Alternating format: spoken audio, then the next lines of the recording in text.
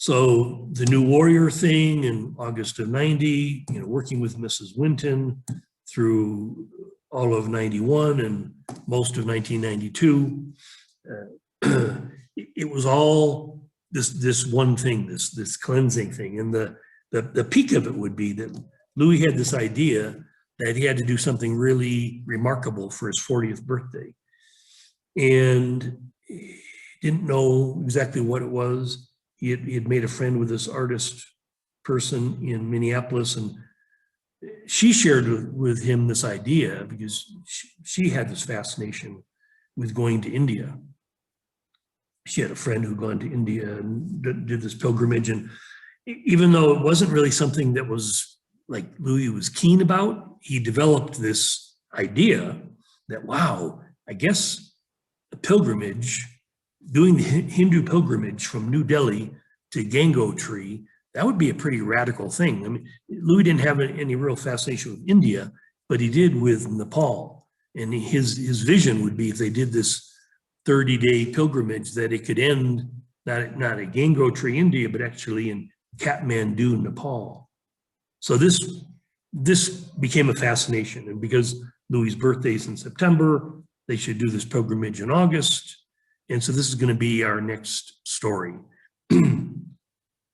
How, again, whatever unfinished business, and now we're probably talking of something karmic that's more global. I mean, why would Louis, who had really no connection with India or Hinduism, although he was very fascinated with Tibetan Buddhism and Taoism and Zen Buddhism and many Asian things, but not particularly India, why would Louis need to go to India and do a Hindu pilgrimage? Stay tuned. Next story. It'll be interesting. It's all very interesting. It's very important that you hear this, that this is, again, Louis' own personal karmic return, but you have one also. Okay, and so it's key to really understand, if you want to step into mastery, how necessary it is to have unloaded this baggage first. Okay, you can only go through the stories. Imagine it's like dropping your body. But if you want to be free, and this is a big thing that I would, that Louis has been teaching about this idea of conscious dying. If you want to truly become free, if not in this lifetime, the next, it's really beneficial that you consciously die as best you can to your karmic baggage in this lifetime. Okay, so if it can't benefit you in this lifetime, I guarantee you it'll benefit you in the next. Namaste, blessings to you. I love you so much.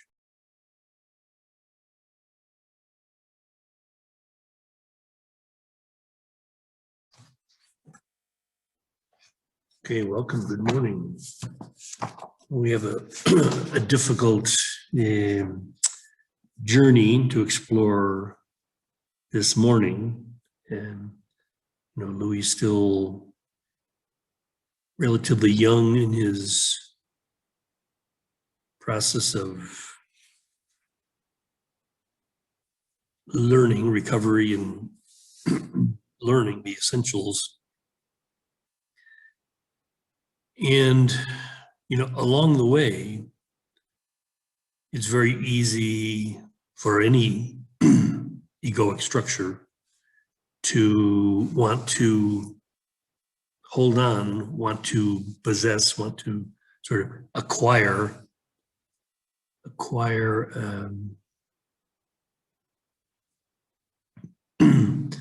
knowledge, acquire authority, acquire power. So, as Louis is being groomed by me for a very high level expression, there can't be any there can't be any support for him to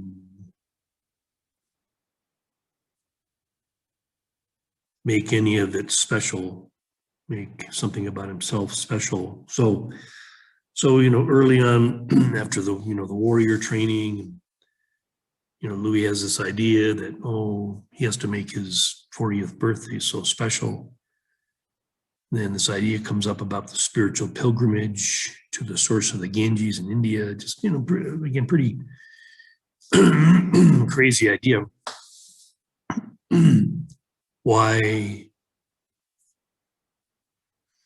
this idea should be supported? Well, obviously I supported it for one specific reason, to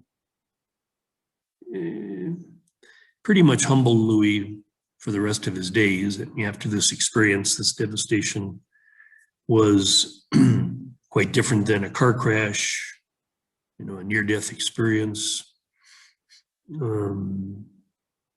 It was sort of be the devastation to end all devastations. So the wheel was turning, like I said, or like it was said before, part of the mistake the ego makes in trying to make something personal, trying to make something one's own, was saying, well, my 40th birthday, I want my 40th birthday to be a marker.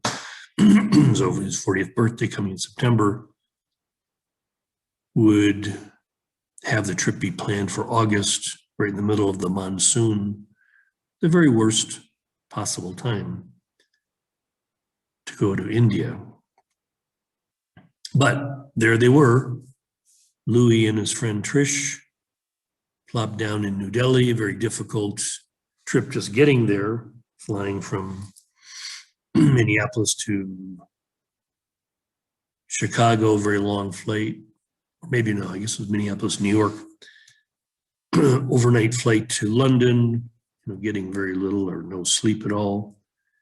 And then having to wait the day in London to get the flight Gulf Air to Bahrain, Abu Dhabi, whatever, the Middle East, 3 stops there on the way to New Delhi. So, 2 days later with very little sleep, they arrive in New Delhi, and, Louis is already very weakened, very vulnerable, and to be put down in this place, New Delhi, India, during the monsoon, because see, part of the problem with monsoon isn't just the heat and the rain, but so many of the people that live in small villages in the countryside, many places get flooded, and all these millions of people to survive have to move into the big cities that tend to be built on higher ground to survive. So New Delhi was just like, the experience that both he and Trish had was like, wow, we're like in the middle of the zoo. They saw so many bizarre animals, and all these animals are just part of life on the streets.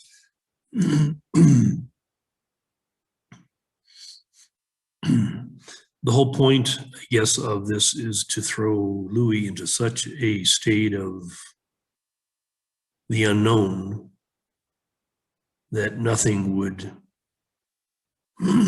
there was really nothing to hold on to, nothing to give him any sense of stability. That was the whole point, just to go into an utter devastation. So, again, part of the plan, which was this egoic nightmare, was to live as much like the Hindu pilgrims as possible, meaning eat off the streets, stay in the very cheapest of hotels. I think they decided not to spend more than $1 a night. So this means, hotels with no actual windows or doors or whatever. Just, yeah, it was crazy. Anyway, obviously, within a few days, both of them are very, very ill, whether from something they ate or something they breathed. On the train from New Delhi to Hardwar, Trish got violently ill, but she seemed to move through it in a period of 6-8 hours. Louis didn't get ill until they actually arrived in Hardwar.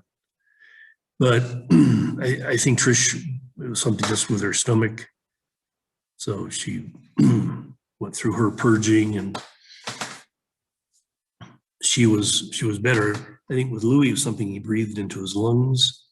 So it was quite devastating. He developed a very high fever. And this was something because he had had the heat stroke before. He would always be prone to high fevers. The heat stroke fever reached 107 degrees Fahrenheit. And that's basically the fever that he had in India, but for 3 days.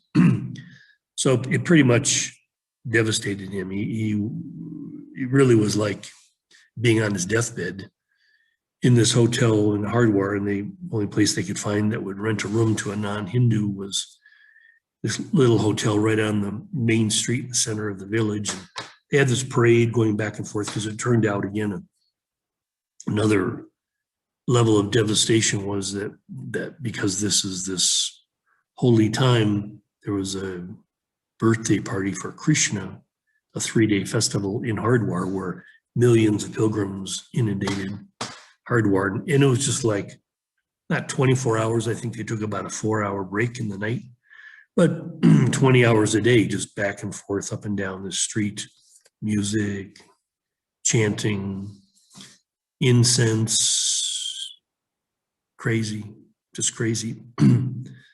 So